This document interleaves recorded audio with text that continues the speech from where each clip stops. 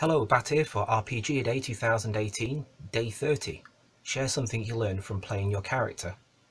Well, I mostly GM these days, and so I'm going to go back a long time to high school when there was a very important lesson kind of taught to me, and that's the power of intent. So it wasn't just character motivation, but the clarity of what you're trying to achieve. So I wrote an article years ago about roleplay meets Lord of the Flies, which describes an experience of playing with a very boisterous group where I was focusing on roleplay and keeping my head down so I wouldn't get bullied.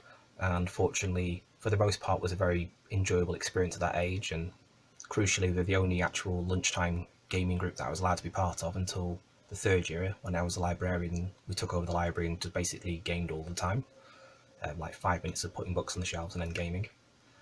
So the thing with it is that some of the people would willfully misinterpret each other's actions in that boisterous group, and it got a little bit annoying.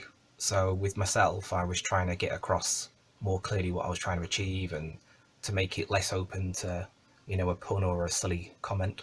And for the most part, I was left alone, so it worked okay for me. And then years later, when I started playing with a much older group, I was 16 and I think the GM was about 10 years older than myself. So it was 1992 playing first edition Vampire.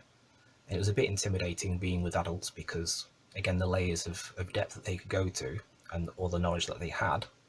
A kind of maxim that I have is, imagine what I know now is twice as much as I knew, say, a couple of years ago. Well, then obviously someone 10 years older than me is going to be way more knowledgeable on so many subjects. I'm not exactly sure where I got that idea from. I think it's from my dad when I was a kid. The idea of constantly improving yourself and gaining more knowledge, and the reason why you should carefully challenge your elders, but you're still allowed to challenge them, obviously. So yeah, intent. It Motivations are great for leading, a story forward, to place hooks on for character role play, and obviously the reasons why we actually even play role playing itself.